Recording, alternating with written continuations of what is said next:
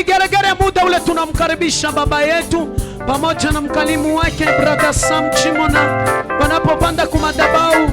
Pika tu makofi yako, shangwe na jameni, ile ni makofi kweli. Haleluya. Bwana asifiwe. Hata tu wewe mwenyewe kwa moyo wako unasema unakaribisha mtumishi wa Mungu kweli kwa hiyo makofi. Amen. Unajua baraka nyingine vile wewe unaitafuta, vile una receive, ndio vile itakuwa. Amen. Don't wasema ndio vile inakuwaka. Monday si Tuesday, Sunday si Saturday. Kila siku na neema yake. Ujifunzie, ujijengee mazingira ya kuachilia Roho Mtakatifu akwe na nguvu kwako. Amen, amen. Jina la Bwana libarikiwe. Amen.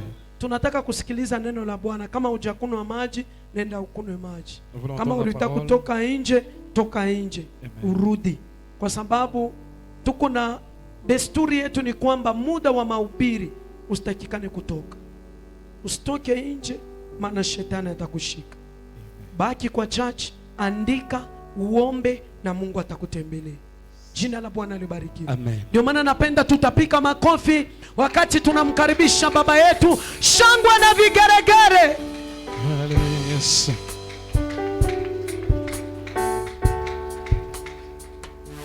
Pigia Yesu makofi mazito. Acclame pour le Seigneur Jésus.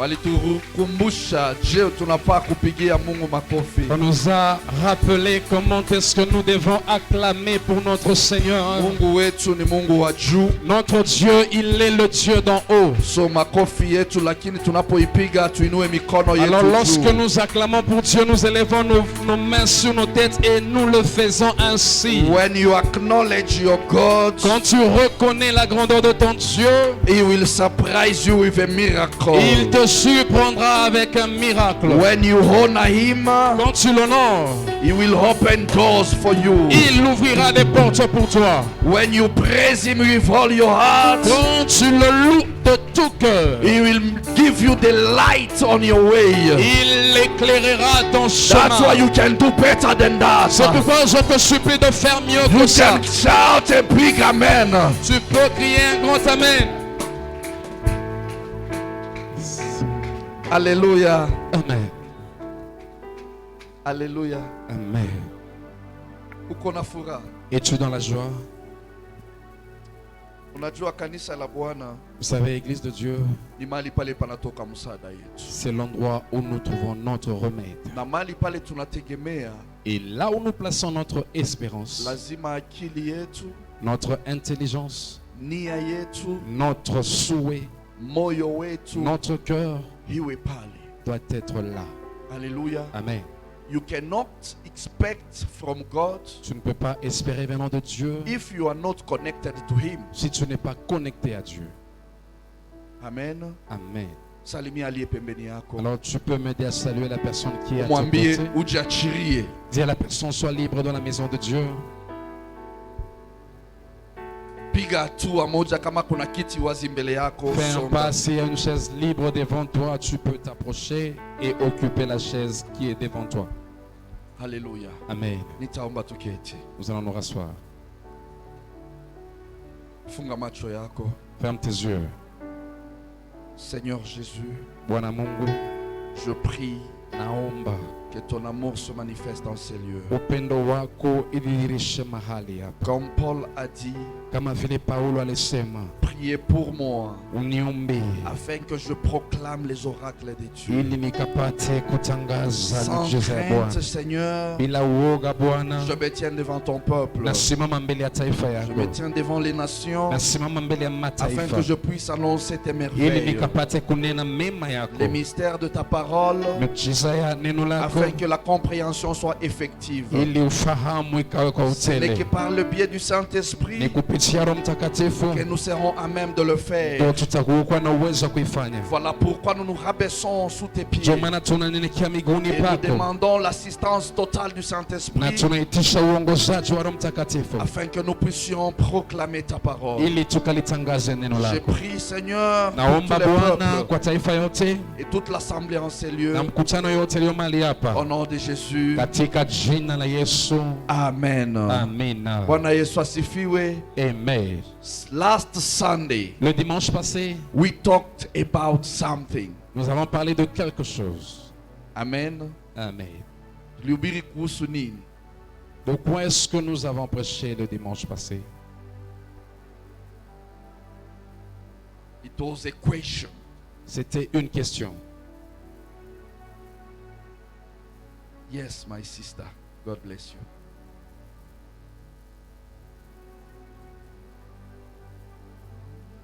Aina nne ya shamba.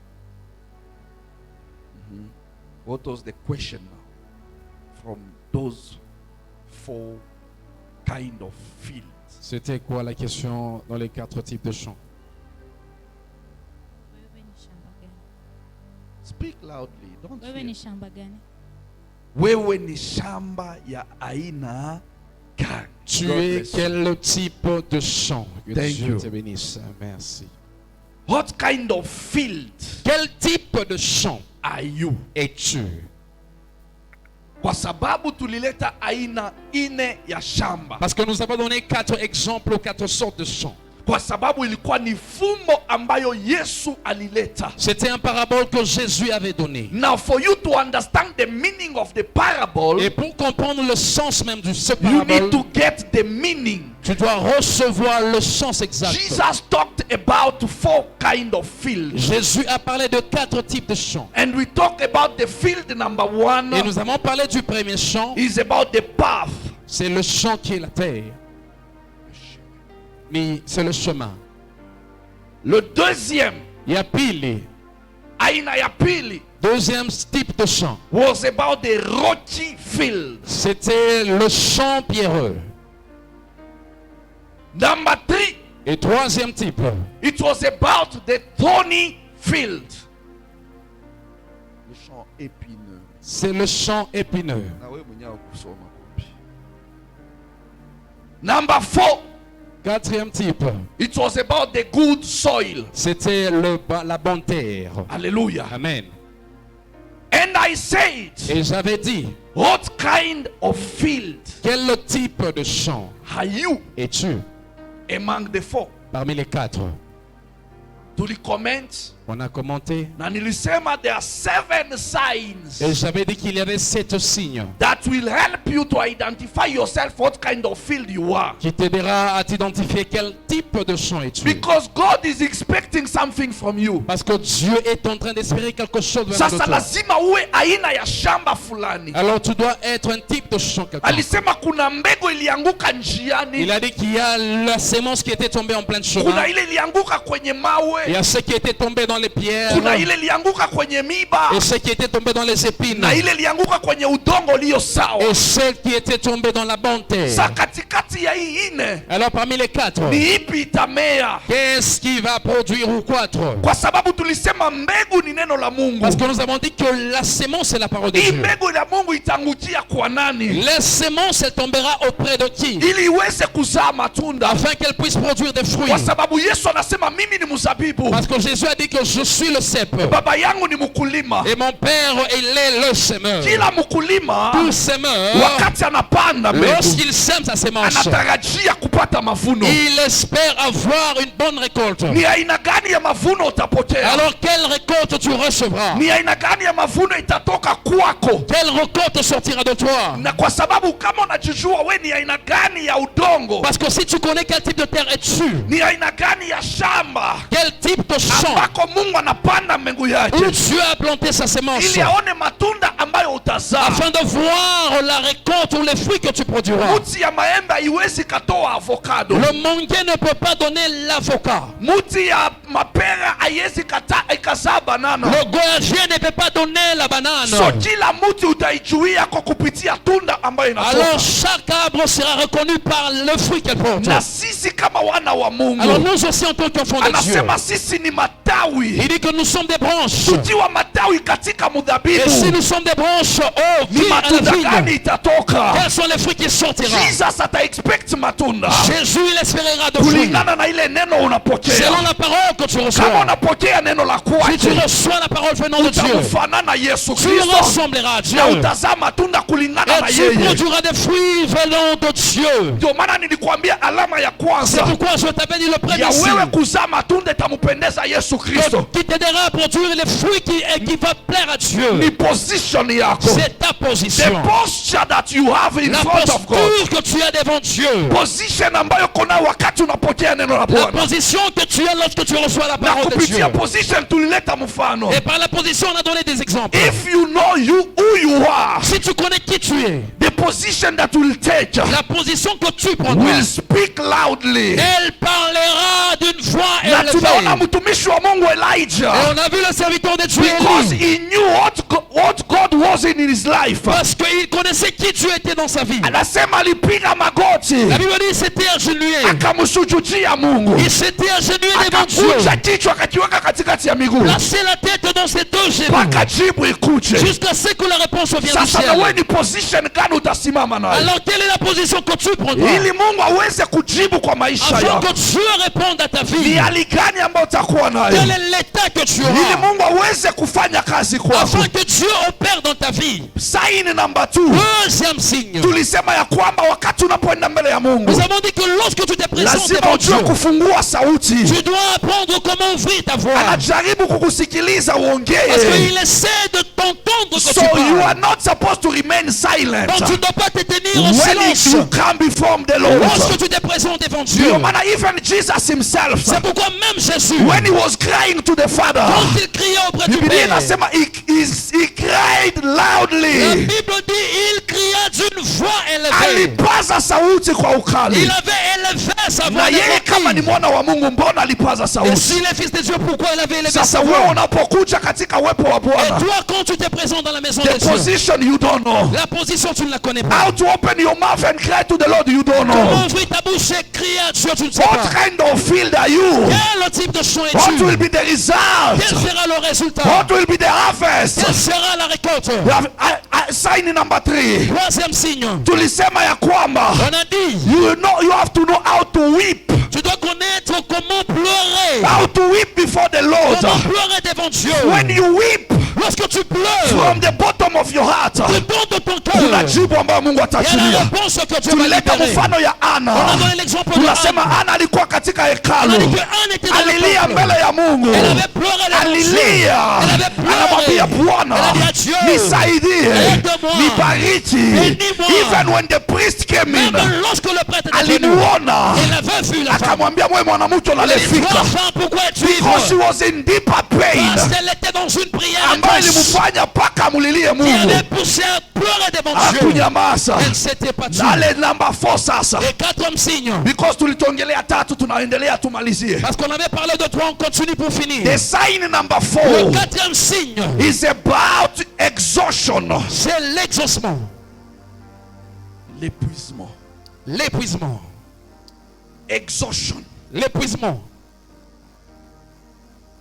When someone is exhausted, Lorsqu'une personne est épuisée, ni kumaanisha ya kwamba cela veut dire anafika kiwango il est arrivé à un niveau ambacho amechoka, où il est fatigué. amechoka kabisa. Il est Nini fatigué. naweza kumchosha? Qu'est-ce qui peut fatiguer la personne? Uzito wa mambo anayopitia, La charge des problèmes qu'il traverse, hali ngumu ambayo inamulemea, l'état difficile qui devient dur pour lui, anatafuta mpaka nguvu imeisha, il cherche jusqu'à être épuisé. inamfanya anachoka. Il devient You will épuisé. see even the disciples, Tu verras même les disciples. wakati Yesu alienda nao mlimani, Lorsque Dieu était allé avec eux à la montagne, anaanza kuomba na il wao, s'est mis à prier avec eux. aliwaacha lisali moja. Il les avait laissés pendant une When he heure. came back to them, Et lorsqu'il est revenu, akawapata wamelala. il les a trouvés endormis. Kwa nini walilala? Pourquoi est-ce qu'ils étaient Because they endormis? were exhausted. Parce qu'ils étaient épuisés. Hawakuwa tena na nguvu. Ils n'avaient plus de force. Walichoka, wamezembea siku mzima. Ils étaient fatigués toute la Wanasema journée. roho iko tayari, Ils ont dit que le cœur est disposé. lakini mwili Et imechoka. le corps est fatigué. Why to be tired Pourquoi être when you fatigué? have not yet received your answer? Quand tu n'as pas encore reçu ta réponse. Someone who knows La personne qui that he connaît, need help from the il Lord, a besoin de l'aide venant de he Dieu. will never get Il ne tired. peut pas se He will fatiguer. work hard Il va travailler until he durement get what he wants. jusqu'à recevoir ce qu'il Ndio maana veut. maombi yangu leo C'est pourquoi ma prière nikukwambia aujourd'hui, wewe unayenisikiliza c'est-à-dire toi qui ya m'écoutes, kwamba simama kabisa. tiens-toi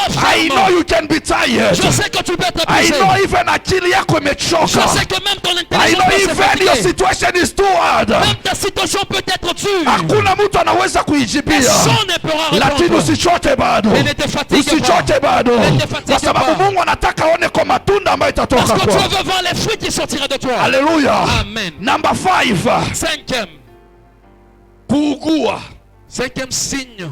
Grandir, croître. La croissance. Murmurer. Murmurer. Tu vas parler de murmurer, ok? Ok. Groaning. Murmurer. Groaning. Murmurer. Ama groaning kwa vizungu. Murmurer. Vizungu ni ngumu. J R O A E N I N J. Inaitwa nini? Groaning, eh? Murmurer. Aha. That is the sign number 5. Ça c'est le cinquième signe. Tunasikia huyu mwanamke tena Hana, On entend la femme appelée Anne. kwa sababu ya uchungu kwa utele ndani ya À moyo, cause de cette amertume grandiose dans son cœur. akalia, Elle a akafika pleuré. kiwango sauti haikutoka Elle a tena, atteint un niveau où la voix ne sortait plus. midomo tu inabaki Ce kitikisika. n'était que les lèvres qui bougeaient. Huyo mkuhani akasema, Et lorsque le kwa sacrificateur l'a kweli vu, huyu analevika hiyo Johnny elle Walker dit, hiyo. celle-ci doit être ivre. Hii ndo inamumaliza kabisa. Maintenant, elle est épuisée. Alikunywa changa mpaka Elle inamchanganya. a pris je sais pas moi quelle bière. Badala kae kwa nyumba anakuja Au lieu kanisani. de rester à la maison, elle vient à We l'église. mwanamke, Toi, femme, kwa nini unalevika? pourquoi es-tu ivre? Anasema mtumishi, Elle a dit, serviteur de Dieu, sijalevika je ne suis kwa pas sababu ya ivre. machungu yaliyo ndani ya À moyo. cause de la Alilia maturité de mon mpaka nguvu cœur. Elle ikaisha. a pleuré juste à être Sauti. épuisée. La foi, No sound, sans son, no image. pas d'image. Elle était là en train de murmurer.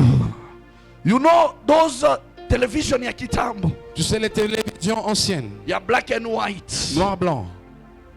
unaweka antena vizuri, Tu places bien ton antenne unaanza kuona picha, et tu commences à voir l'image. upepo tu ikienda upande moja hivi, Une fois qu'il y a le vent qui souffle, hiyo antena inaanguka quand hivi. l'antenne tombe, What will happen? qu'est-ce qui arrivera? Kwa screen L'image image inapotea, inapotea. L'image sera brouillée. Inadidimia, uone tena vizuri. Tu ne vas plus bien voir. That is the place when you reach, C'est ça le niveau que tu atteins. because of the bitter pain, À cause de tes douleurs because of grandioses. that situation. À cause de cette situation Ambayo haikuachie na place, qui ne te laisse pas la place. inakupania, Elle est là, elle te serre. unalia pako na Tu choka. pleures jusqu'à t'épuiser. Yes, some of you when you come even to prayer, Oui, certaines même si lorsque vous venez à la prière, sisi tukiwa mali hapa si nous sommes ici, tunatarajia tunapokuongoza katika maombi, on espère lorsque nous sommes en train de te guider dans la tunatamani prière. upige sauti uombe kwa sauti Nous voulons kubwa. entendre que tu cries, tu pousses une voix. Kuna wale kwa kweli Il y a de cela réellement. anafika mahali misemo inaisha, Ils atteignent un niveau où il n'y a plus de voix. Ils ananyamaza, n'ont plus de paroles. but Ils the s'éteignent. moderator Mais le anaendelea modérateur, kumwambia paza il sauti, continue à dire à la personne, because élève ta maybe voix. I don't understand what what you have inside you. Peut-être parce que je ne comprends pas ce qui est dans ton cœur. I don't feel the pain that you have inside you. Je ne sens pas la douleur qui est en toi. Sasa huyu mtu kama huyu kwa kweli, Mais non, la personne comme celle-ci, when you are in the presence of the quand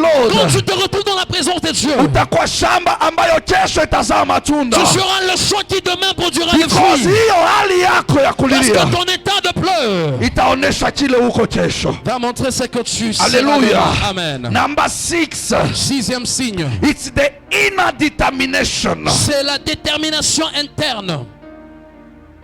Hiyo ndo alama C'est ça le signe. ya sita ya mtu Le sixième signe de ambaye l'homme kesho atazaa matunda. qui produira des mains de fruits. Hiyo uamuzi wa ndani. Cette détermination interne, la décision que tu prends en toi. Utaamua nini Qu'est-ce que tu décideras ili ufanyikiwe kesho? afin que tu réussisses demain? Biblia inatuambia huyu kijana Jacob La Bible nous parle de ce jeune Jacob. ya kwamba siku ile alikutana anamuona malaika ndo huyu. Ce jour-là, il avait croisé l'ange et dit l'ange est là. Biblia inasema La alimuvamia. Bible dit qu'il a saisi He l'ange. decided. Il a décidé. That was the determination that he had. C'était la détermination He dont il said, I avait. will not leave Il you dit, je ne te laisserai pas until you bless me. jusqu'à ce que tu me I bénisses. will not leave Je ne you te laisserai pas until I get my reward. jusqu'à ce que je He reçois ma fought with the part. angel. Il était là l'ange. Angalia kiwango ya kuvunjwa mpaka hip joint. Jusqu'au niveau où l'ange a brisé Can you ses côtes. imagine how Peux-tu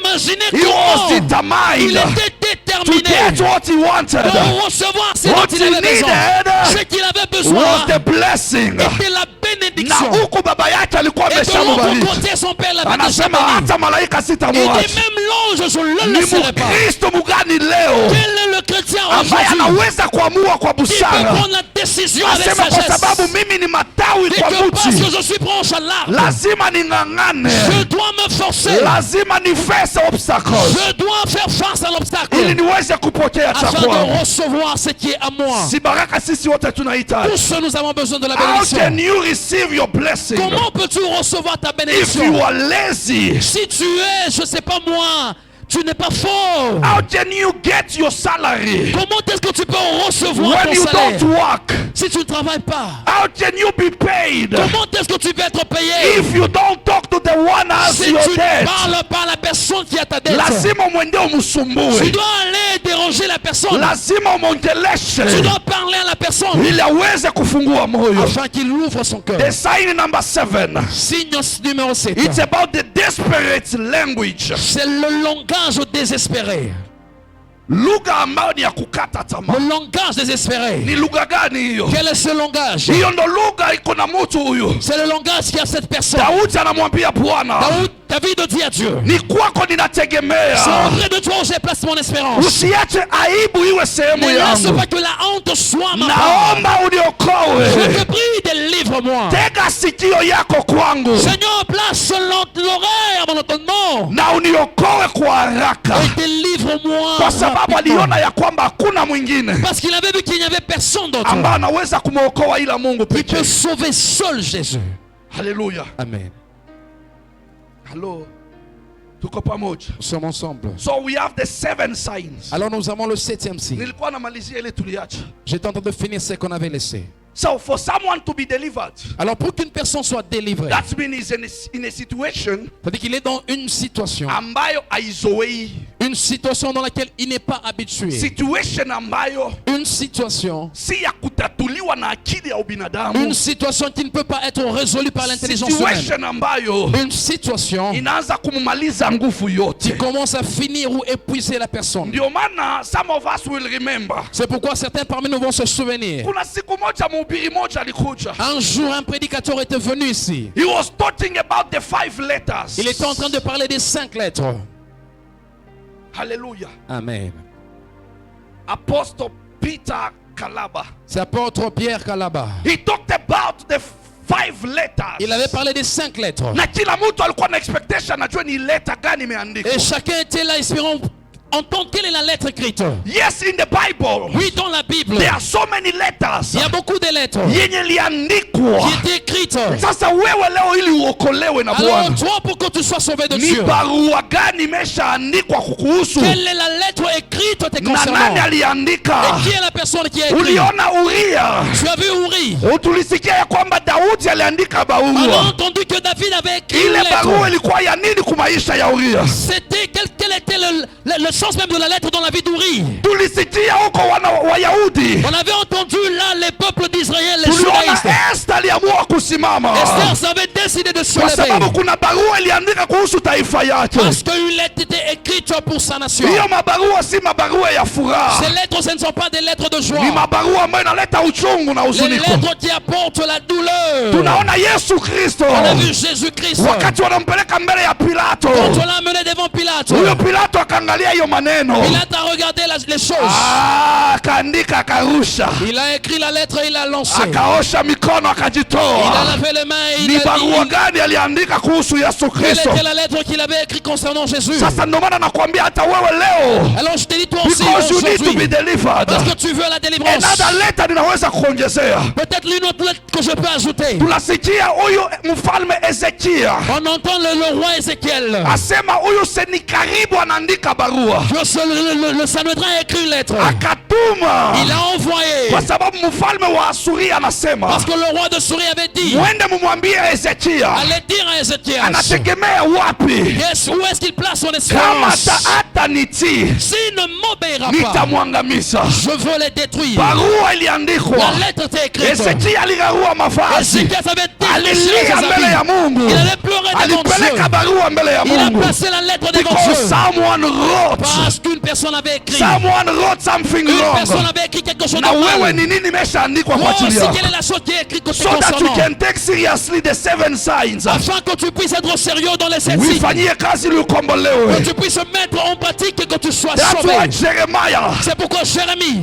29 Jérémie 29. unasikia ukianzia tu ku verse 1, Si tu commençais par le premier verset, tu entends. Biblia inasema ya kwamba La Bible nous dit, wana wa Israeli walikuwa katika ufungwa. le peuple d'Israël était dans l'esclavagisme. Siku moja Jeremiah akaandika barua Un jour, Jérémie a écrit une lettre. kulingana na vile Mungu alimuongoza, Selon ce que Dieu l'avait donné comme directive. ambia wale waliobaki katika Dis à Israeli ceux qui restent en Israël ya kwamba mali walipo que là où ils sont, waowe, ce qu'ils épousent, wazaane, qu'ils aient des enfants, walime mashamba, qu'ils cultivent des champs, wapande qu'ils sèment, ili wapate mavuno, afin d'avoir la na récolte. pia Et encore, waombee prie pour eux, nchi ambayo wanaketi, le pays dans lequel ils kwa sont. sababu maendeleo ya hiyo nchi Parce que la réussite de ce ni pays, kuendelea pia kwao. c'est aussi le succès de la Nataka réussite niseme na de maisha ya mtu Israël. mmoja, J'aimerais parler à la vie d'une Mungu personne. akupee hiyo kibali. Dieu te donne Hiyo cette ndo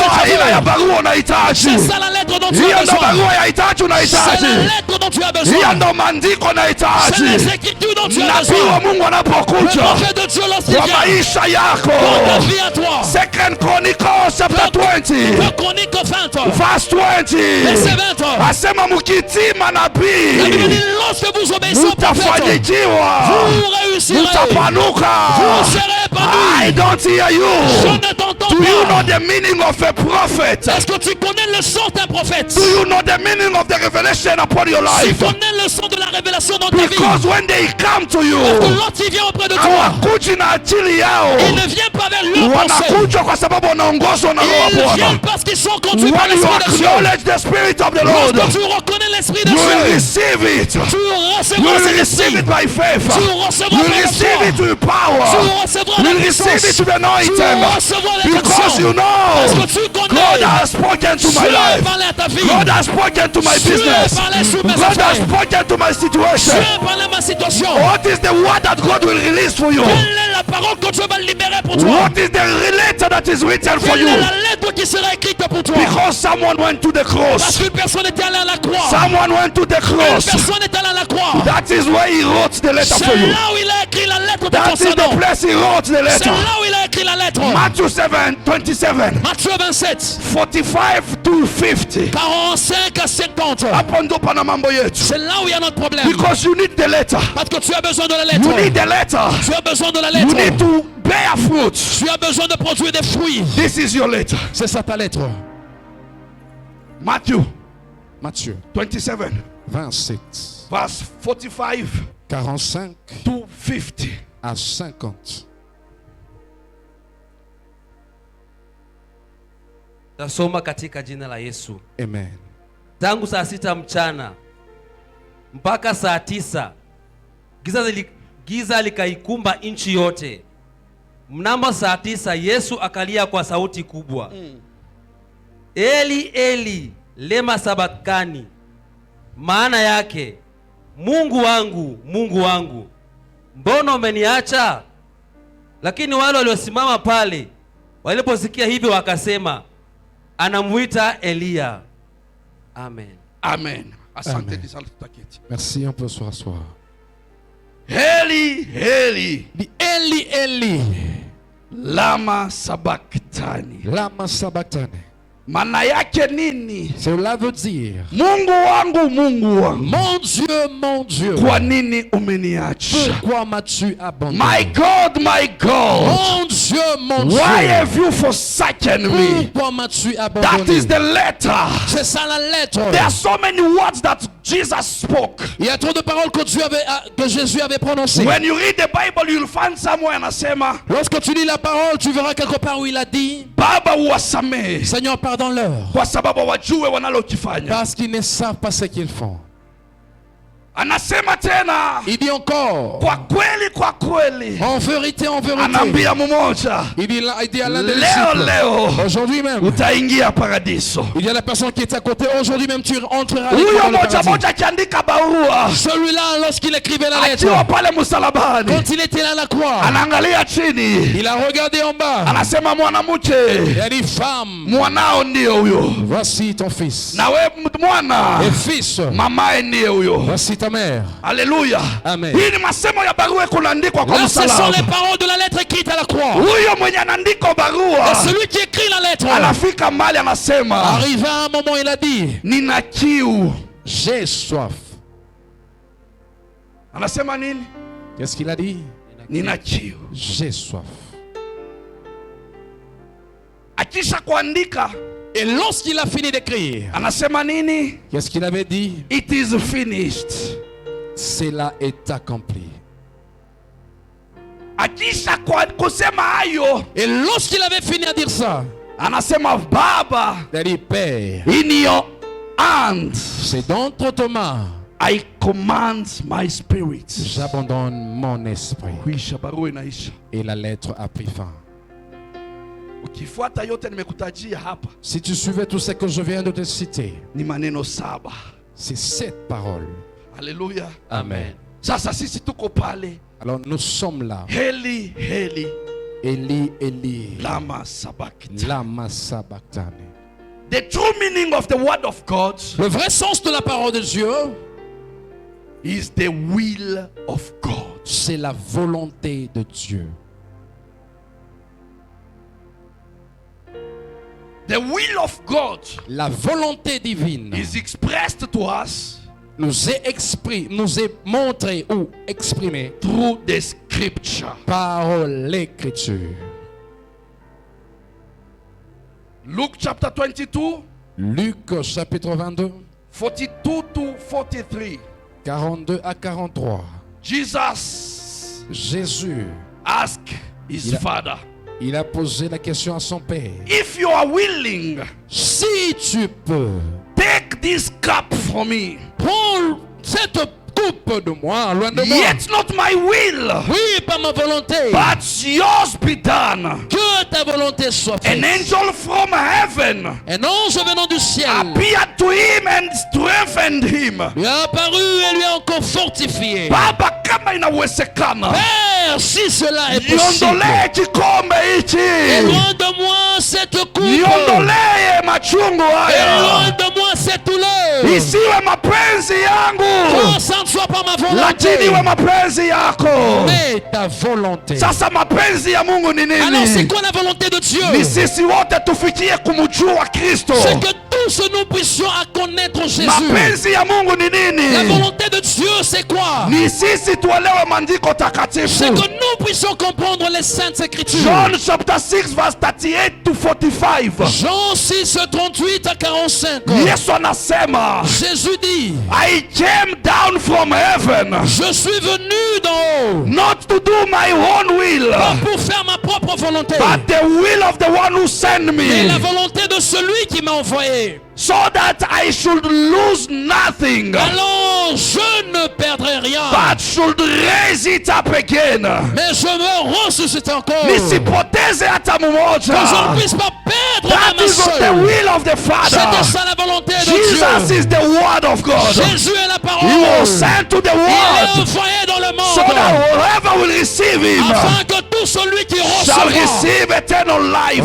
recevra la vie Yes, you éternelle. receive the word of God. Oui, tu reçois la parole de That is Dieu. the seed C'est ça la sémence. that will make you to believe La sémence qui t'est poussée à that croire whoever has hope in Jesus que tout celui qui place son espérance en Dieu will have everlasting life. aura la vie éternelle. Verse 45 inasema, Verset 45, ça dit, it is written in the prophets, il est écrit par le prophète and they shall be all taught of God. qu'il y aura la pensée de Dieu. Every man therefore that had ears, Tout homme donne ce qu'il sait qu'il a. toute personne qui aura écouté, Tout celui qui entendra and had learned of the Father, la voix de Père, come to me. viens vers moi. When Jesus is speaking to our Quand life, Jésus parle à nos he vies, wants him to come near him. il veut que nous puissions venir auprès de When lui. you go near Jesus, Lorsque tu t'approches près de Dieu, there is something which was written by the il y a prophet, quelque chose qui était écrit par les prophètes. and that was the will of God. C'était ça la volonté de Dieu. When we talked about the will of God, Et quand on parle de la volonté de some of Dieu, you will remember certains parmi vous vont se rappeler. some weeks back, Certains, we les 15 talked semaines passées, about the will of God nous here. avons parlé de la volonté de Dieu ici. What is the will of God upon C'est your quoi life? la volonté de Dieu dans ta In vie? that will of God, Dans cette volonté divine, we need to understand there are things which are positive, nous devons comprendre les choses positives. and there are those who are negative. Et il y en a encore ceux qui sont négatifs. But also we need to remind ourselves, Mais ce que nous devons nous souvenir, there is the will of God il y a la volonté de Dieu. and there is the will of man. Et il y a aussi la volonté des hommes. So what is important for you to carry? Alors qu'est-ce qui est plus important pour toi? à prendre? Sometimes the will of God De fois la volonté de Dieu is painful, est dure. but you have to accept it. Mais tu dois That's l'accepter. why Jesus said, C'est pourquoi Jésus a dit, Lord, Lord, oh Seigneur, why have you Seigneur, forsaken me? pourquoi m'as-tu abandonné? Take away this cup, Prends loin de moi cette coupe. but not let my will to be done, Mais ne laisse pas que ma volonté soit but accomplie. yours to be done. Mais que ta volonté How s'accomplisse. many times Combien de fois God has allowed you to grow through struggling, Dieu a permis que tu passes par des but difficultés. yet you are not able to accept that will of God? Mais tu n'es pas capable d'accepter la volonté de You see Dieu. that the will of God is only to smile. Tu crois que la volonté de Dieu sera là juste pour te faire You sourire. think that everything will be going smoothly. Tu crois que tout va bien se passer. No! Non, non. Sometimes it can be hard. Des fois, ça peut être dur. It can be painful. Ça peut être dur et douloureux. Hallelujah. Amen. Are you ready to accept the will of God upon your life? Es-tu prêt à accepter la volonté de Dieu dans ta vie? What is that will now?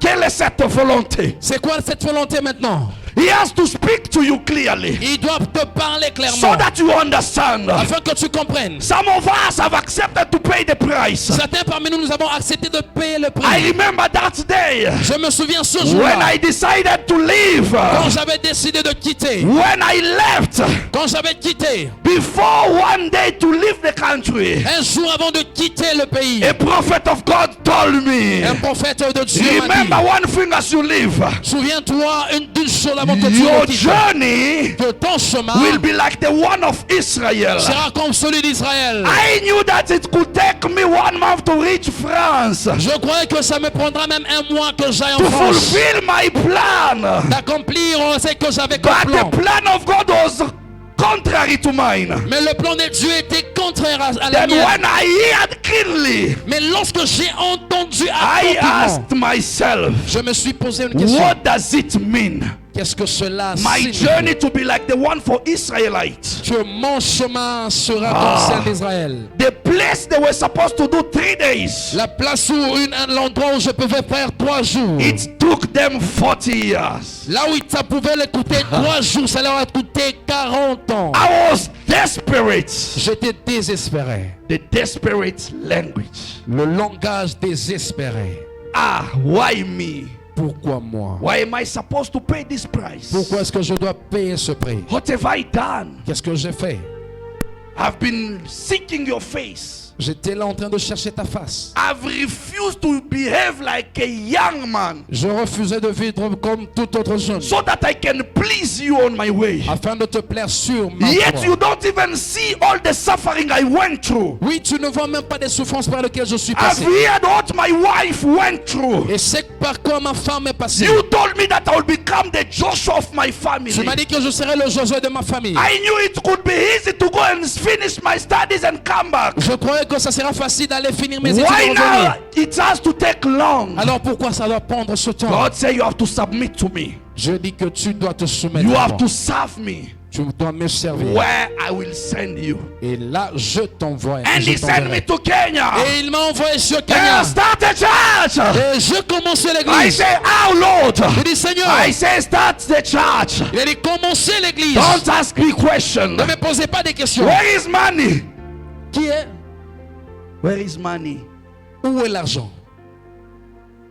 How shall I communicate with people? Comment est-ce que je vais communiquer à ton peuple? With my broken English. Avec cet anglais qui n'est pas bon. Kiswahili yenyewe biriviraga hapa na pale. Le Swahili même n'en parlons pas. Wacha hiyo maneno Mungu. Seigneur, laisse ces choses. You could send me in a French country. Tu peux m'envoyer dans un pays qui parle français. Maybe it could be easy for me to express myself. Peut-être ça sera facile pour moi But de you want me m'exprimer. to remain here. Mais tu veux que je reste ici. I was to accept the will of God Je devais accepter la volonté and de do Dieu. my best to listen everything Et faire de mon mieux pour entendre toutes choses. carefully so that I don't miss the opportunity. Entendre clairement afin que je ne manque pas l'opportunité. Nikajisukuma. Et je me suis poussé. Huku naumia. Je me donnais, mais de l'autre côté, j'avais Unalia mal. kilio ambacho watu hawaone. Tu pleures, des pleurs que les gens ne voient pas. Unahuzunika the way people cannot see it. Tu as mal, mais les gens ne voient pas. Unajinyima unasema so that I can express myself Tu te prives et tu te dis que non, là, je peux m'exprimer. in a way waelewe ya kwamba Mungu wake ana take care. D'une manière qu'ils disent que non, réellement, son Dieu prend But soin. someone you are telling him, Lord, Mais deux fois, tu dis, Seigneur, kwa nini umenichukia? pourquoi est-ce que tu me But détestes? that was the will of God.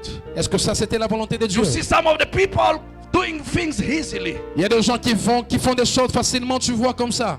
Hallelujah. Amen. It's about time. C'est un problème de temps. When you hear Eli, Eli, Lorsque tu entends Eli, Eli, lama sabakitani. lama sabachthani. Biblia inasema La Bible dit, ilikuwa saa ngapi? quelle heure était-il? Ilikuwa saa sita. C'était à la 6e heure. Yesu yuko msalabani. Jésus à la croix. Hallelujah. Amen. Saa ngapi? Quelle heure? Ikafika Arrivé un temps, saa tisa à la 9e heure, akapaza sauti. il a élevé la voix. Akapaza sauti. Il a crié. We say that someone who carried the seed of the Lord On a dit que la personne qui a la sémence de Dieu en lui has to know how to lift the voice. doit connaître comment élever sa voix. Hakunyamaza. Il ne s'était pas tué. Eloi, Eloi, Eli, Eli, lama sabakita. lama sabachthani. Bwana wangu, Bwana wangu, Mon Dieu, kwa nini umeniacha? pourquoi m'as-tu abandonné? Hiyo ni sauti ilikuwa ya uchungu. Là, c'était une voix Because de alimuomba douleur. uniondolee kikombe. Parce qu'il avait demandé, Père, éloigne-moi la So ni coupe. kikombe gani kitakupeleka mpaka Quelle est msalabani? la coupe qui va te pousser jusqu'à la croix? Ni machungu gani itatokea wakati watu wanakureject? Quelles sont les douleurs que tu recevras lorsque les gens te Ni rejettent? magumu gani itakupata wakati unaachiliwa na kila mtu? Quelles sont les difficultés que tu auras lorsque tu es abandonné de tout le monde? Wakati unatukanwa hadharani, Lorsqu'on t'insulte en public, wakati umeongelewa mabaya mbele ya watu, lorsqu'on parle mal contre toi auprès des gens, wakati unavuliwa mavazi mbele ya watu, lorsqu'on te déshabille en public, there is a time il y a un temps that you need to cry où loudly. tu dois crier tu le so vois that you élevé. get your answer. Afin que tu reçoives tes Jesus was réponses. supposed to fulfill the will of God. Jésus était en train d'accomplir la volonté du Even Père. when he was in pain, Même s'il était dans les he was to douleurs, accept il devait accepter the suffering on the cross. la souffrance à la He croix. was to accept to pay the Il price. devait accepter de payer le prix. He was supposed to accept the timing. Il devait accepter le At temps. at 12 p.m. À la 6e heure, on the cross. à la croix. At 3 p.m. À la crying. 9e heure, il est en train de When crier. it is 12, Lorsqu'il est arrivé à la don't 6e heure, only think about your stomach. ne pense pas à ton Don't only think about what you will eat. Ne pense seulement pas à ce que tu mangeras. Think about to cry to the Lord. Pense comment est-ce que tu vas crier That auprès de even you can l'Éternel. plan at your home. Comment est-ce que tu vas planifier ta Even maison. at your place of job. Même ton endroit de ton lieu de When travail. it is noon time, Lorsqu'il Lord, I est come to you, 6e I cry. heure. Seigneur, je viens auprès de toi. I pleurant. cry, Lord. Je pleure, Seigneur. Jibu kwa maombi yangu. Seigneur, réponds ma prière. Jibu kwa maombi yangu. Réponds ma prière. Basi mapenzi yako kwa wakati huu Alors que ta volonté en ce moment yatimilike kwa ajili yangu. s'accomplisse pour moi At that time, en ce temps-là. saa 3 saa 9 La 9e heure, usiku ikafanya nini? il y avait de ténèbres partout. I rest my spirit in Oui. your hand. J'abandonne mon esprit dans tes mains. Najiachilia nafsi yangu mikononi mwako. C'est dans tes mains où j'abandonne mon âme. Ameenda. Et il est mort. Haleluya. Amen. Ni nini unaweza kuachilia kwa mikono Qu'est-ce que tu peux abandonner dans les mains de Dieu, ya Mungu dans les mains de Dieu, ili akupee jibu ambayo unaitarajia? afin qu'il te donne la réponse dont tu as besoin? Unabeba makesi ngapi kwa moyo wako? Tu as combien de cas dans ton cœur? Unabeba mashida ya Combien de watu ngapi? problèmes tu as concernant Mabarua ça? ngapi umeandika kwa moyo? Combien de lettres as-tu écrites dans ton cœur? Maandiko ya aina gani, machungu ya aina gani Et umeandika? quelle sorte d'écriture, de douleurs que tu as And you écrit? keep it in that PO box. Et tu gardes ça dans ce box. That's why Mordecai, C'est pourquoi Mardoché, Esther chapter 4 verse 14, Esther 4, 14.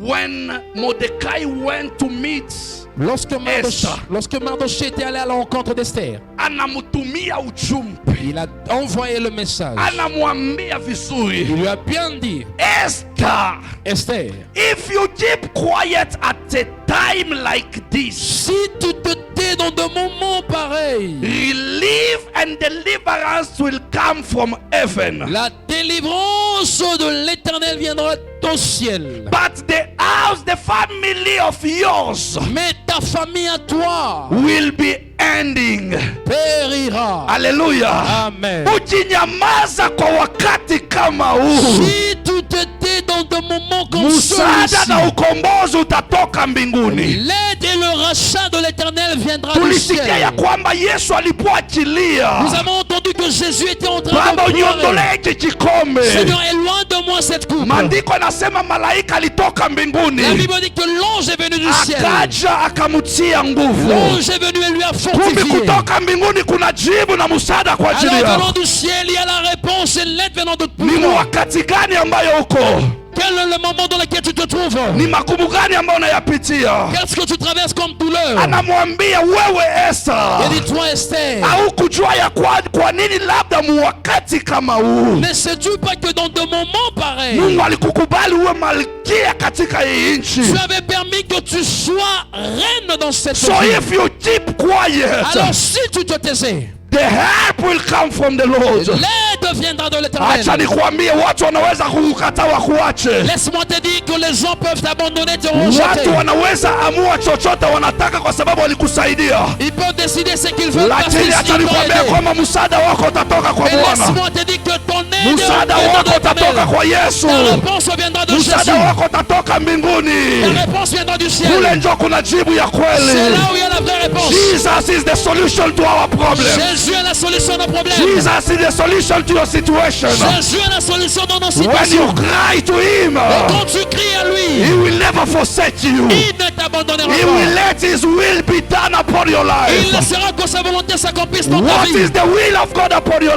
C'est life? quoi la volonté de Dieu dans ta You vie? were born for a such time, Quand tu es né dans des moments for you to pareils, stand as an intercessor for your family. afin quand tu te lèves comme intercesseur dans You ta were famille, called at such time, dans des moments pareils, so that you can stand and preach the word of tu God. as été appelé pour prêcher la parole de You have to Dieu. evangelize your people. Tu dois évangéliser ton peuple. In this period, Dans cette période, we are going through nous difficulties. sommes en train de traverser des difficultés. People are not even able to supply. Les gens ne sont même pas capables de délivrer. People are not even able to feed the Ils family. ne sont pas capables de nourrir leur That famille. is the time you and I are called, C'est le temps où toi et moi nous sommes so appelés that we can seek our Lord afin que nous puissions to chercher notre intervene in Seigneur. our situation. Il intervient dans notre situation. That's why in Ephesians chapter 6 C'est verse pourquoi 10 to dans 11, Ephésiens 6, 10 à 11, he said, finally, il dit finalement, be strong in the Lord sois affermi dans le Seigneur and His mighty power. et dans son pouvoir. Put the full army for God. Alors ferme compte.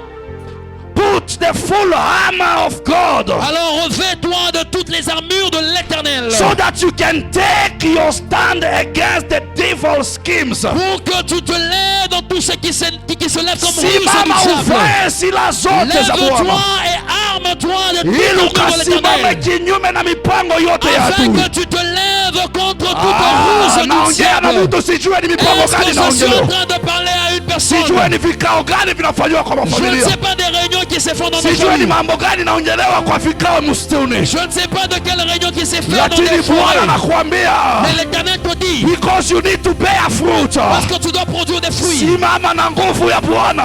Lève-toi avec force. Vaa silaha, Revêt-toi des vaa armures. silaha. Revêt-toi des armures. Katikati ya masilaha Dans les armes que tu vas kuna prendre, neno la Bwana il y a la parole de Dieu. ambayo ni upanga, La parole qui est l'épée. ambayo ni upanga. Qui est l'épée. Hiyo upanga itakusaidia. Et cette épée t'aidera. Anasema face your enemy, Il dit, fais face à ton ennemi. destroy the devil's schemes. Détruis la ruse du diable. Mipango yote walipanga juu yako leo Tout ce qui est planifié contre toi aujourd'hui. ikaanguke katika jina la Cela Yesu. tombe au nom de Jésus. Misemo yote lisemewa Les paroles qui ont été proférées ikavutiwe kwa msalaba soient effacées par la croix. katika jina la Au nom de Yesu. Jésus.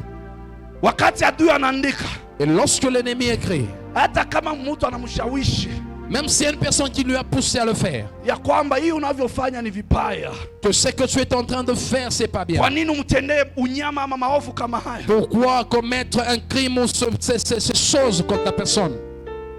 Huyo anaotenda maovu Et la personne qui est en train de commettre ces choses, atakosa amani, il manquera de paix atakuwa na aibu. et il aura honte. Wakati Pilato alikuwa anaandika, Quand Pilate était en train de asema crier, alikuwa ameketi katika kiti cha uloya elle me dit qu'il était assis sur cette chaise d'avocat ili aweze kukata mambo katikati ya Yesu. afin de pouvoir donner le jugement entre Jésus. Mke wake akamtumia ujumbe, Sa femme lui a envoyé un message. anamwambia nimekosa amani Il usingizini, lui a dit, j'ai manqué de sommeil. ninapigana kwa ndoto Dans le sommeil, dans mes rêves, kwa j'ai sababu ya, combattu. ya mambo ya huyu innocent man. À cause des problèmes de cet homme innocent. Kwa nini ubebe damu mikononi mwako? Pourquoi veux-tu prendre le sang dans tes mains? Pilato akasikia, Pilate a entendu. akaangalia, kumbi is an innocent man. Il se dit donc cet homme est innocent. Sina uwezo ya kumtoa katika hiyo shida. Je ne peux pas l'enlever dans ce problème. Alikosa amani, anakosa msimamo. Il a manqué de paix, il a manqué de position. Akasema basi acha nioshe mikono. Il a dit je dois laver mes mains. Anasema damu ya huyu mtu sitaki iwe kwa Il mikono dit je ne veux yangu. pas avoir le sang de cet innocent. dans mes Mjiamulie mains. wenyewe chenye mnaweza kufanya. Décidez comme vous le voulez. Vikao vyote vya adui Toutes les réunions de l'ennemi, wote wanapopanga maovu, partout il planifie le acha mal. wawe confused. Laisse qu'ils soient dans la confusion. Jina yako mali kote natajwa, Tout ton nom est cité. acha ikawakoseshe amani, Est-ce que ça leur fait kwa manquer sababu de paix? Mungu wako atakutetea. Parce que ton Dieu te Ule justifiera. Mungu ambaye Le tunayemhubiri Dieu dont nous prêchons, ni ule ambaye alimtuma Yesu Kristo. c'est celui qui a envoyé Yesu Jésus-Christ. anasema acha nitimize mapenzi ya baba yangu. Jésus a dit, laisse-moi accomplir la volonté de mon Père. Luke 24:44. Luc 24, 44. Ukisoma pandani utasikia wanasema. Si tu lisais là, tu vas entendre dire. Yesu anasema everything Jésus dit toute must chose be fulfilled doit être accomplie that is written about me in the law of Moses, qui est écrit selon la loi de Moïse, in the prophets, dans les prophètes and in the psalms. et dans les psaumes. Yale ndo yaliandikwa kunihusu mimi Yesu Tout ce qui a été écrit me concernant moi, Jésus, katika sheria ya Musa, selon la loi de Moïse, katika vitabu vya manabii dans les livres des prophètes na katika Zaburi. et dans les psaumes. Nini iliandikwa? Qu'est-ce qui a été écrit? Ile Eli la masabakatani iliandikwa Eli, Eli, lama sabachthani a été ili atuambie écrite kwamba ni mapenzi ya Bwana. afin qu'ils nous disent que là c'est la volonté de Dieu. Wewe na mimi hatukuwa siku Yesu alikuwa Toi akiongea, et moi, on n'était pas là lorsque Jésus était en train lakini de parler. Paulo akaja pia akatuambia. Paul aussi est venu, il nous a dit, 1 Corinthians chapter 15 verse 3 to 4, 1 Corinthiens 15, 3, 4. anasema yote niliyoyapokea Il dit tout ce que j'ai reçu, ninaileta kwenu na maana kabisa j'apporte cela vers vous avec sens. ya kwamba Kristo alikufa Que Jésus est mort. kwa ajili ya dhambi zetu Il est mort pour nos péchés. kulingana na vile maandiko inaandika. Selon ce qui est écrit dans la Bible, Alizikwa il est enterré na et akafufuka il est ressuscité siku ya tatu le troisième jour, kulingana na maandiko. selon les Écritures. Akafufuka siku ya tatu. Il est ressuscité le troisième Yesu jour. anasema nilikuja kufanya mapenzi ya ule alinituma, Jésus dit, je suis venu faire la volonté de celui qui m'a envoyé, ili kusiwe hata mmoja atapotea, afin qu'il n'y ait pas aucun qui ili va wote périr, wakafufuje siku ya mwisho. que tous se ressuscitent le dernier So jour. Yesu alielewa mission, Alors Jésus avait compris la mission. alielewa mapenzi ya Mungu kwa maisha Il avait yake. compris la volonté de Dieu dans sa vie. Many of us we are failing today La majorité de parmi nous, nous sommes là because aujourd'hui. number one, we don't know the will of God upon our lives. Parce qu'en premier, nous ne connaissons pas la volonté de Dieu sur nos vies. And if we don't know it, Et si nous ne connaissons we pas la can't even volonté, obey His on word. ne peut même pas arriver à obéir à That's sa why we are parole. making so many mistakes. C'est pourquoi nous commettons tant d'erreurs. Leo nataka nikushawishi iko Aujourd'hui, je me été dit uwe mmoja ambao watashikilia neno la Mungu na uzito. que tu sois parmi ceux qui vont prendre avec Useme considération siku la ya parole de Dieu. mwisho lazima nikafufuke na Que tu Yesu, te dises le dernier jour, je dois ressusciter lazima avec Jésus. nikapokea ufalme wa Je mbinguni. dois recevoir le royaume céleste. Usiamue kuishi jinsi upendavyo, Ne décide pas de vivre comme tu le veux, with your own style, avec ton propre style, vile unataka, comme tu veux, vile unataka kuongea. comme tu veux parler. Si hivyo.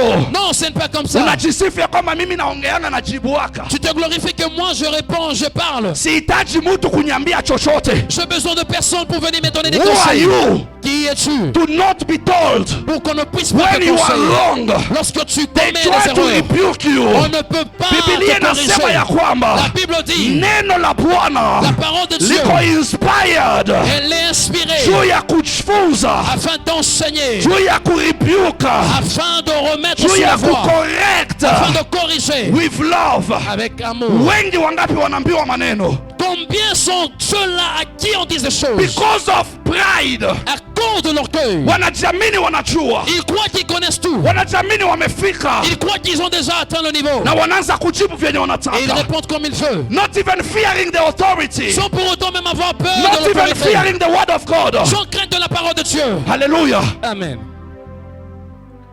Now, and you expect God to respond to your prayer. Et tu es là, tu crois que Dieu va répondre à ta Very prière. impossible. Cela est impossible. You can please all the world Tu peux plaire à tout le monde with your behavior, avec ton comportement. but you will never please God Mais tu ne plairas pas à Dieu when you do wrong. lorsque tu fais des choses contraires. Hallelujah. Amen. Learn to please God. Apprends à plaire à Dieu. Nyenyekea kwaje, Abandonne-toi à Dieu. nyenyekea na ushuke kabisa, Humilie-toi utaona atakusaidia. et tu verras Dieu t'aider. Hallelujah. Amen.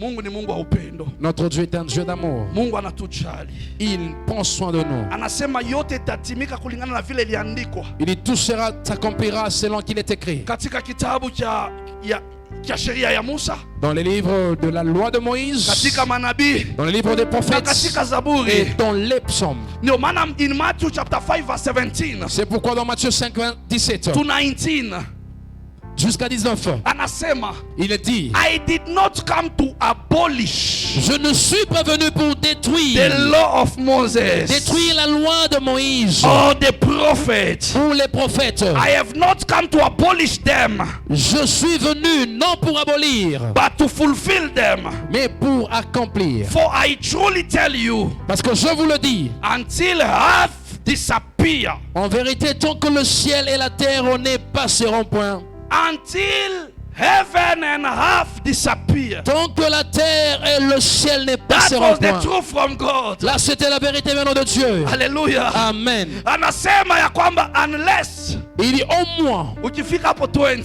si tu anasema atteins le 20e, unless il dit, car your righteousness votre justice surpasses that of the Pharisees and the teacher of the law, ne surpasse celle des scribes et des pharisiens, you will certainly not enter the kingdom of heaven. vous n'entrerez point dans le royaume des cieux. Lazima uwaki yako, Donc tu dois connaître maisha yako ya unyofu ta vie droite izidi ya wafarisayo na walimu wa sheria. doit être, ne doit pas être plus que les pharisiens et ceux des Sanhédrins, Wanani na wanani? les scribes et les pharisiens,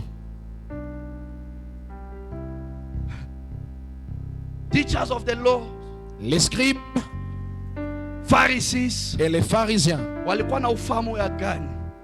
Ils avaient la connaissance. Walijua Torah, Ils connaissaient le Torah, sheria ya Musa. la loi de Moïse. Walijua from A to Z. Ils connaissaient la loi de Moïse de But A à they Z. did not acknowledge Jesus. Mais ils n'avaient pas Mwenye reconnu Jésus, alongelewa na manabii. celui qui était parlé par des prophètes. Hawakumtambua wakati alikuja kwao. Ils n'avaient pas reconnu lorsqu'il était Anasema venu auprès d'eux. alikuja kwa wandugu Il zake. dit, il est venu auprès de siens Walimkataa. et les siens ne l'ont pas reçu. Walimkataa. On l'a rejeté. Lakini kwa wale Mais à walimkubali, tous ceux qui l'ont reçu, aliwafanya kuwa wana wa Mungu. il a fait d'eux enfants de Dieu. Si wale waliozaliwa kwa damu, Pas ceux qui sont nés du sang, born of the seed of the Lord. mais nés de la sémence de l'Éternel. Hallelujah. Amen. You need relief and deliverance. Tu peux avoir besoin de la délivrance. I said it's about time. J'avais dit que c'est un problème de temps.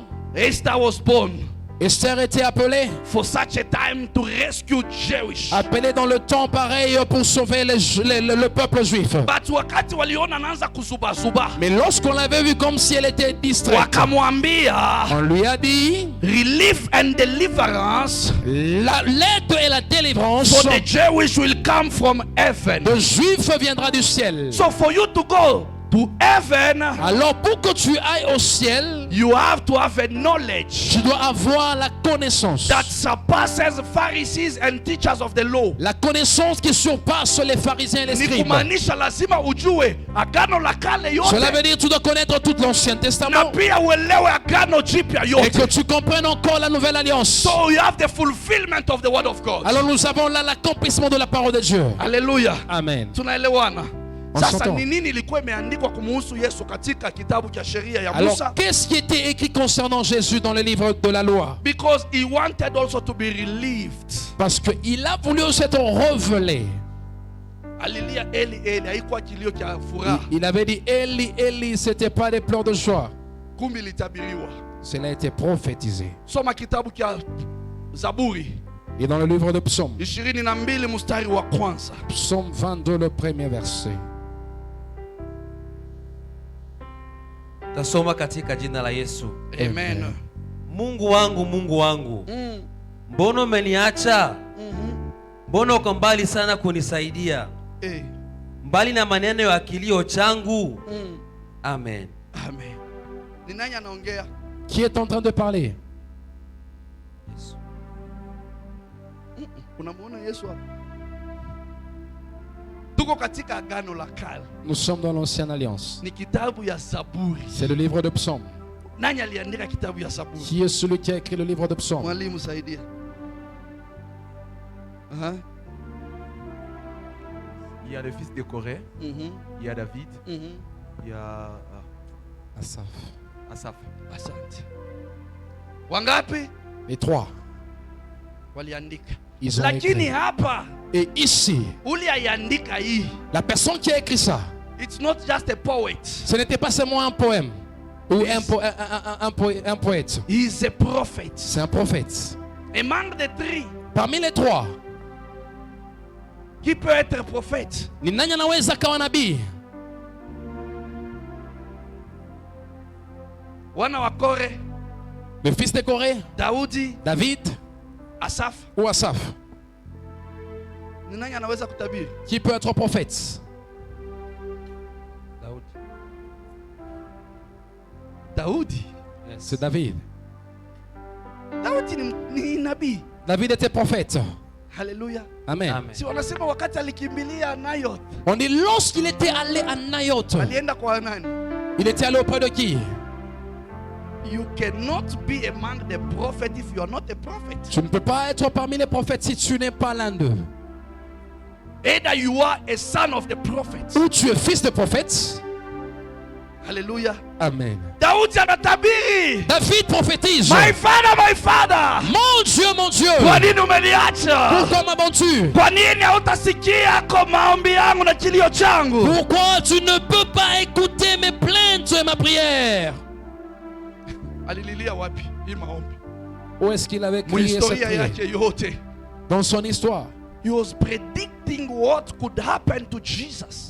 Il était en train de prédire ce qui arrivera à Jésus. Ndio maana Yesu anasema, C'est alors que Jésus a dit, si kuja kuharibu maandishi ya Musa je ne suis pas venu pour abolir la loi de Moïse wala ya manabii ou celle des prophètes wala ya kitabu cha Zaburi, ou celle de psaumes. nimekuja kuyatimiza. Je suis venu pour l'accomplir. Eli lama sabakitani. Eli lama sabachthani. Mungu wangu, kwa nini umeniacha? Mon Dieu, pourquoi m'as-tu Ni ile abandonné? litabiriwa katika Zaburi. Cela a été prophétisé dans le psaume. Kama hujakubali tutasonga tu. Si tu n'as pas encore accepté, on va avancer. Soma tu verse 7 ya hiyo Psalms 22. Je peux nous lire dans le verset 7 de ce psaume 22. Wote wanionao hunidhihaki, hunifyonya na kutikisa vichwa vyao. Achia hapo. Wale wote wananiona, those who are looking at me, Tous ceux qui me regardent, they mock me. ils se moquent de moi. They insult me. Ils m'insultent. They are shaking their heads. Ils sont en train de bouger leur tête. Tutamuonea. On va voir. Pale juu ya msalaba wamemweka. Là, à quoi on l'a Yeye placé. alisema ni mwana wa mfalme. Lui, il a dit qu'il est fils du roi. Sasa ajiokoe. Mais non, qu'il se sauve. Ukisoma kwa hiyo Matthew tunatoka hapo hiyo 45 to 50. Si tu lisais dans Matthieu le 45 à So 50. ukirudi kule juu Alors si tu retournais là-haut, utasikia the mockeries. tu entendrais quel est mon cœur. Tutamuonea. On va voir. Ashuke sasa.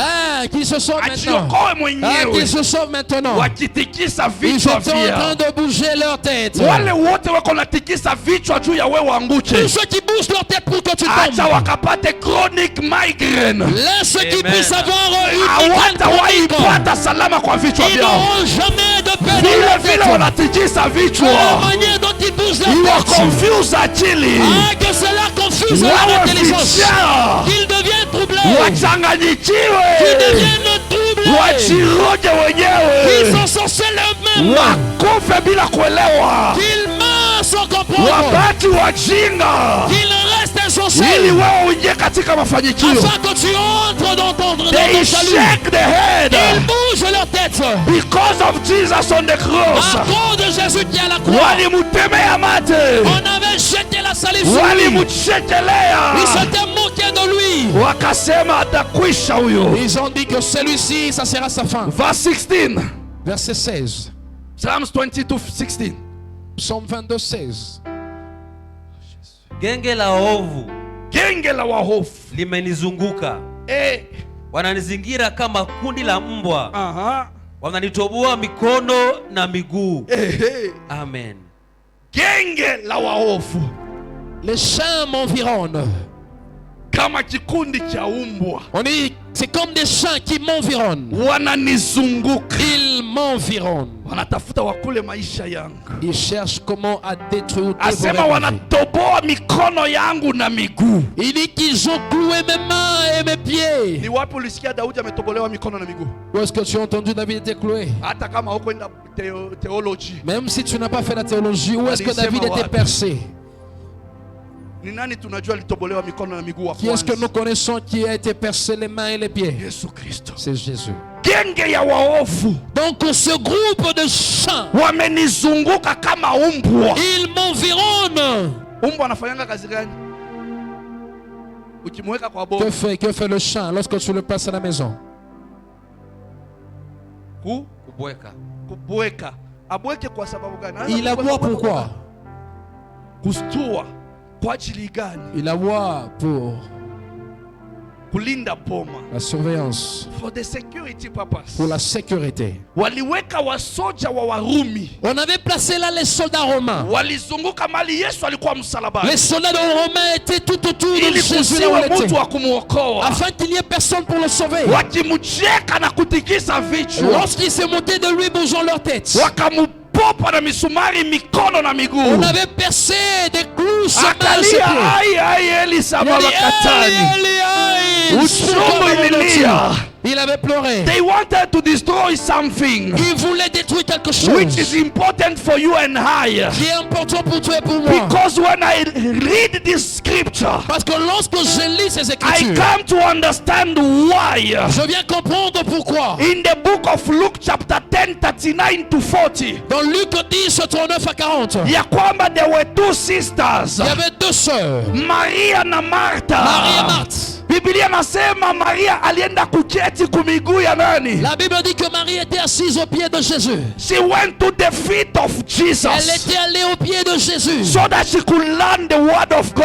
afin d'apprendre la parole de Dieu. Na huyu sister kwa jikoni akishughulikia Et mchuzi. sa sœur était au champ en train de s'occuper de la cuisine. Sasa dans hawa la cuisine. maumbwa Maintenant ce chien-là, walipopa miguu ya Yesu ils avaient percé les pieds de ili Jésus kusiwa wanafunzi ambao wataketi kule. afin qu'il n'y ait plus de disciples qui vont s'asseoir au pied de Jésus. Acha nikwambie, no matter persecution, Laisse-moi te dire, malgré la persécution, wanaweza kukataa dini ya Kikristo. ils peuvent refuser la Wanaweza religion kusema chrétienne. Yesu si Ils Mwokozi. peuvent dire que le Christ n'est pas But wewe sauveur. ambao unamjua, Mais toi qui connais le Christ, kimbilia tu bado kwa miguu ya Yesu.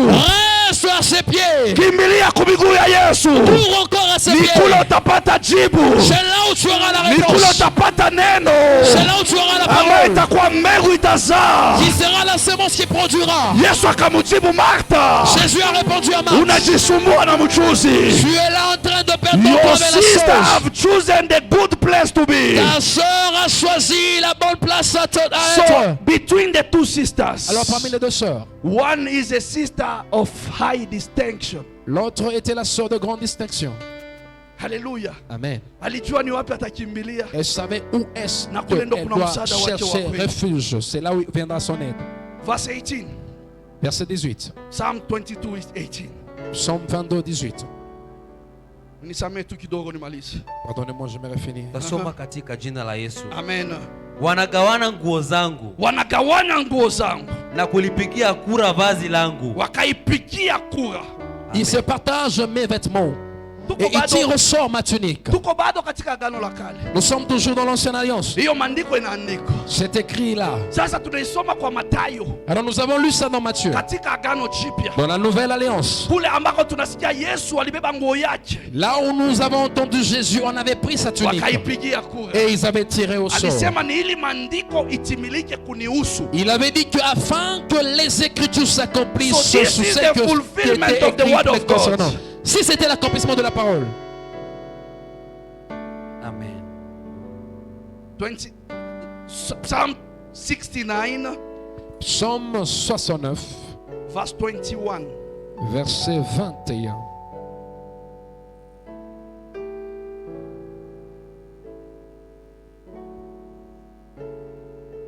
Tasoma katika jina la Yesu. Amen. Walinipa sumu kwa chakula na nilipokuwa na kiu wakanipa siki. Aha. Alipokuwa na kiu Lorsqu'il avait soif, walimpea vinegar. on lui avait donné du vinaigre. When you read John 19:28 to 30, Quand tu lis dans Jean 19, 28 à 30, utasikia maandiko vile nasema, tu vas entendre ce que la parole de Dieu wakati dit. alisema nina kiu, Quand il avait dit j'ai soif, wakachukua sponge, ils avaient pris un étoffe d'habit, wakaiweka kwa vinegar, ils ont placé dans le vinaigre wakamupea ili et anywe, lui a donné pour qu'il puisse boire. achiwa msalabani. Il était là à la croix. Hallelujah. Amen. Amen. To pay the price for us to be called Christian. Payer le prix afin qu'aujourd'hui nous soyons appelés chrétiens. He has never abandoned. Il n'a jamais abandonné. He has never given up. Il ne s'est jamais découragé. He has never done things halfway. Il n'a jamais pris de choses juste pour lui. How many times you and I, Combien de fois toi et moi, kwa sababu mambo yamekuwa magumu, parce que les choses deviennent difficiles, unaamua hata maombi haukuji, tu décides même à la prière, tu ne te présenteras pas. hausiki hata tena na kitu kimoja kanisani, Tu n'arrives plus même à faire quelque chose à kwa l'église sababu machungu inakuzidia, à cause de la douleur que tu sens. haujaona hata maombi yako inafanya Tu nini. n'as pas encore vu les résultats de ta prière. Sasa kwa nini unachoka mapema? Alors pourquoi tes fatigues tu John rates? chapter 5 verse 39. Jean 25, verset 39. It says, diligently study the scriptures, Il dit étudiez l'écriture, les saintes écritures, because you think that by them parce que vous pensez à ça you possess eternal life. et vous allez posséder la vie éternelle. These are the scriptures that testify about me. C'est ça les écritures qui témoignent de moi. Hiyo ni Yesu ako nawaambia wale wafarisayo Là sasa, c'est Jésus qui est en train de parler aux na wale pharisiens waandishi wa sheria, et aux scribes. ya kwamba munafikiria munajua, Il dit que vous croyez que vous connaissez munaenda katika masomo ya Bible, et vous allez dans des études bibliques. munasoma teolojia yote mumemaliza, Vous avez appris la théologie na jusqu'à munaona ya finir. kwamba munajua munapossess ufalme wa Et mbinguni. vous avez cru que vous possédez maintenant But le royaume des amwelewe cieux. ya kwamba haya yote munaojifunza ni kwa ajili yangu mimi Mais Yesu. vous n'avez pas compris que tout ce que vous avez Mbona appris, amwelewe? que ça me concernait Jésus. Lazima munikubali mimi ndo muweze kupata uzima Vous wa devez milele. m'accepter afin de recevoir la vie éternelle. Wao walimkataa. Ils avaient refusé. Haleluya. Hawakuamini. Ils n'avaient pas cru. Luke 24, 25 to 27. Luc 22, 25 à 27. Luke chapter 24, Luc 24, verse 25 to 27. 25 à 27. How foolish you are. Kwa nini wajinga? Là, c'est Jésus qui parle. Pourquoi vous êtes, vous, insensés? Na amuko haraka kuelewa na kuamini. Et vous n'êtes pas rapide à comprendre et croire. Si wao walisema ni werevu, ni walimu, Ils avaient dit qu'ils étaient wanajua professeurs. maandiko yote ya Torah. Ils connaissaient le Torah. But Bwana anawaambia kwamba ninyi ni wajinga. Alors pourquoi Jésus leur dit homme sans intelligence? Amuko werevu ili mwelewe Et dans haraka. le cœur est lent à croire. Anawaambia munapofungua maandiko Et lorsque vous ouvrez les Écritures, lazima mwelewe. vous devez comprendre. That's why when he was on the way to the Emmaus, C'est pourquoi lorsqu'il était en plein chemin vers Emmaüs, alikuwa na wanafunzi wawili aliwapata njiani, il était avec ses disciples en plein chemin. walikuwa wanaongeleshana, Ils étaient en train de parler.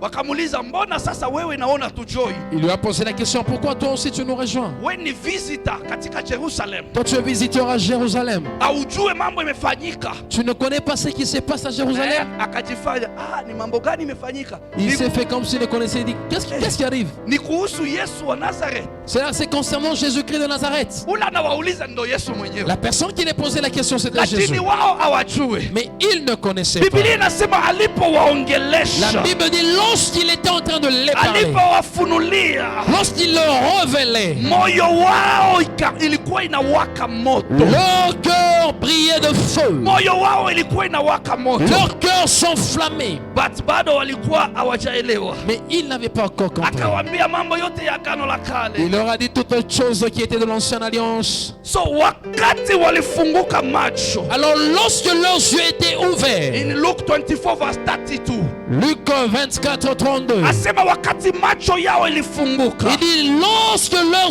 yeux furent ouvris, wakapata kuelewa, ils ont maintenant compris. na Yesu alipotea. Et Jésus avait So disparu. every time that God will come to visit you, Alors à chaque fois que Dieu viendra te visiter kupitia neno lake, par sa parole, lazima ikushawishi kwa moyo elle doit te ya convaincre dans kwamba ton hiyo cœur ndo ukweli kutoka kwa Mungu que c'est wangu, ça la vérité maintenant de ton Dieu. kwa sababu yote liandikwa Parce que tout a été écrit, ilibidi timilike. devait s'accomplir. Ale, tutamaliza na Psalm 19 verse 130. Nous allons finir avec Psaume 119, 130.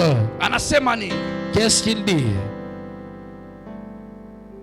Sina na vingine vya kukupea kukuconvince J'ai pas d'autre chose à te donner pour te convaincre. ya kwamba Yesu aliwaambia wazi yote ilikuwa katika agano la kale, Que Jésus leur avait dit ouvertement que tout ce qui était écrit dans l'ancienne alliance imetimia kwa sababu yake. est accompli à cause de lui.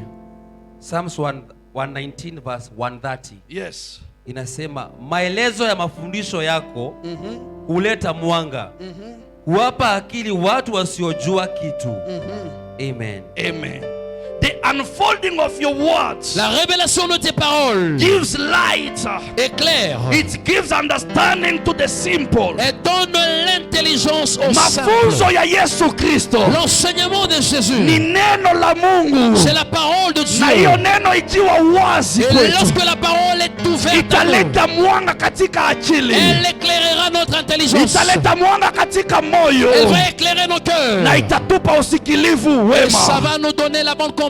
Anasema hao wanawake wa 10, Il dit à ces 10 femmes, 5 walikuwa na taa na mafuta, 5 avaient leur lampe et de hao l'huile. wengine walikuwa na taa lakini walikosa mafuta, Et les autres avaient des lampes sans huile. lakini wote walihitaji mwanga. Mais tous avaient besoin de la Ni mwanga lumière. gani walihitaji? Quelle est cette lumière dont ils avaient It is besoin? not this physical light. Ce n'est pas cette lumière physique. Ni light kulingana na kuelewa maandiko ya C'est la Mungu, lumière selon la compréhension de la parole de kwa Dieu. sababu tunafika mahali lazima wale wasioelewa waelewe, Parce que nous avons atteint un niveau où ceux qui ne comprennent pas doivent comprendre. wasiojua kutatua fumbo inaongelewa waelewe inaongelewa nini. Ceux qui n'arrivent pas à comprendre le sens caché d'un parabole qu'ils puissent comprendre. Kuna mafunzo mengi imeongelewa katika parables in the book of Revelation. Il y a des enseignements écrits en parabole dans le livre d'Apocalypse ou de Révélation. When will you understand the meaning and the fulfillment of the parables? Quand est-ce que tu comprendras le sens et l'accomplissement des paraboles? Only for those who are called the children of God. Seul pour ceux qui sont appelés enfants de Dieu. These are the people that will receive the seed and the word of God, Sont là le peuple qui recevra la parole et la sémence de la parole de so Dieu. that in the second coming of Jesus, Afin que la seconde venue de Jésus, the body of Christ will be ready que for le the corps du resurrection. Christ soit prêt à la résurrection. If you don't understand, Si tu ne comprends pas, haujafikia hata kiwango cha Wafarisayo, tu n'as même pas encore atteint le niveau des basi pharisiens. hautaingia hata mbinguni. Alors même au ciel, tu n'entreras pas. Eh? Unaenda mbinguni? Tu vas au ciel. Si ya Shakahola, unaenda mbinguni? Tu vas au ciel, ce n'est pas le ciel de Shakawala. Eh? Mimi nitakupeleka mbinguni. Nitakupeleka mbinguni Je vais t'amener au ciel kupitia neno la Bwana. par la parole de Dieu. Ulielewe, Tu comprends la parole, umpokee Yesu tu Kristo, reçois Jésus-Christ, alete mwanga kwa il maisha apporte yako, la lumière dans ta vie, uone matimiliko ya neno yake kwa maisha que yako, tu vives l'accomplissement de ces kwa paroles dans ta sababu vie. katika kitabu cha Ufunuo Parce que dans le livre d'Apocalypse, anasema il dit, mbingu itashuka. le ciel descendra. So hatutaenda mbinguni, Donc on n'ira pas là. mbinguni itashuka C'est le ciel qui descendra ndo tuweze kuingia. et que nous puissions Ule entrer. atengia ni nani? Qui est la personne qui Ni ule entrera? ataqualify. C'est la personne qui sera qualifiée. Ule atafanya nini? C'est la personne qui...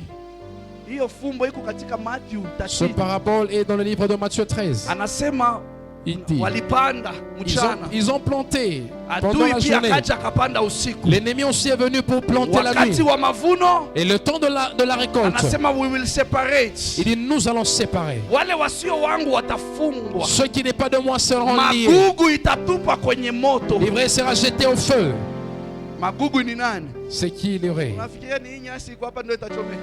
Tu crois que c'est les feux sauvages qui est là qui Ni commencent à wewe na brûler. mimi kama tuko C'est makini toi et moi si nous ne sommes pas prudents. tunaweza kusikia neno la On Bwana, peut entendre la parole de Dieu, shetani aibe. mais le diable vient voler. Shamba ya kwanza. Le premier chant. Ya pili tunaweza Deuxième kusikia chant, on peut entendre, inaanguka kwenye mawe, mais ça tombe sur des endroits pierreux. inaanza kumea, Ça commence à pousser, lakini mizizi iko wapi? mais les racines, où est-ce que ça est? Itakufa.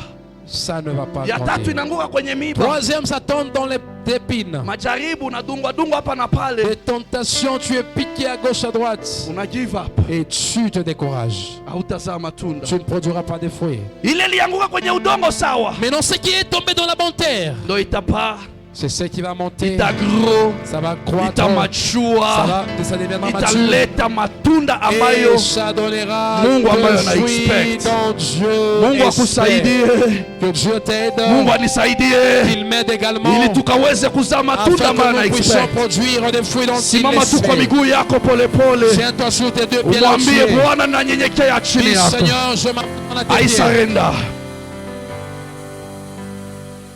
Kwake Mungu kinyenyekea, inua mikono tu yako, Lève tes deux mains. tell to the Lord, Dis à Dieu, I want to be that field Seigneur, je mérite être ce champ. that will carry your seed. Ce champ qui va prendre ta parole. I want to become the good soil Je mérite la bonne terre. so that the harvest will be great. Afin que la récolte soit bonne. Ujiombee tu. Prie pour ton cœur. It's about you. C'est toi. It's about you. Ça te concerne toi. If you know what you want, Si tu connais ce que tu as besoin, you will pray for yourself. tu prieras pour toi-même. Because it's not every day that we'll be praying for you. Parce que ce n'est pas tous les jours qu'on va When prier you pour hear toi. and you understand the word of the Lord, Lorsque tu entends et tu comprends la parole de Dieu, you will obey and fulfill it. tu vas obéir et Say, l'accomplir. God, Dis à Dieu, here I am Seigneur, today. je suis là I aujourd'hui. want to become the good soil Je mérite la bonne so terre. that your word will be kept in me. Afin que ta parole soit en moi. The book Revelation says, Le livre d'Apocalypse blessed dit, is the one who read, bénis soient ceux qui and lisent. blessed are those who hear the word of Et God. bénis soient ceux qui lisent la parole de Mungu Dieu. abariki masikio yako na moyo wako. Que Dieu bénisse tes oreilles et ton cœur. Unapolipokea neno na kulitia katika tendo, Lorsque tu reçois la parole et que tu la mets en muda pratique, umefika ya wewe kuelewa ya kwamba unahitaji ufahamu ya kutosha, le temps est arrivé où tu dois comprendre que tu na as hiyo besoin ufahamu ndio de la itakufanya connaissance suffisante. umachue. Et cette connaissance qui va Baba, t'aider à naombea devenir kila mature. mmoja aliye mahali hapa, Seigneur, je prie pour ceux qui wewe sont Mungu reçus. uweze kumwezesha, Toi le Dieu que tu l'aides à wewe réussir. Mungu mupe ufahamu, Toi le Dieu donne-lui la connaissance. nena mafumbo yote Seigneur, yafunguliwe parle que toutes les paroles katika soient jina la révélées. Yesu. Au nom puissant de Jésus. Baba, naombea kanisa lako, Seigneur, je prie pour ton hii église. mbegu isianguke Seigneur, kwenye que la miba, semence ne tombe pas dans les épines. isianguke kwenye mawe, isianguke kwenye barabara, lakini ianguke katika mioyo iliyonyanyama, Mais que ça tombe dans la bonne terre. katika dans jina la le Yesu. Au nom de Jésus. Amen. Amen. Piga makofi kwa Bwana. Acclame pour Jésus. I surrender.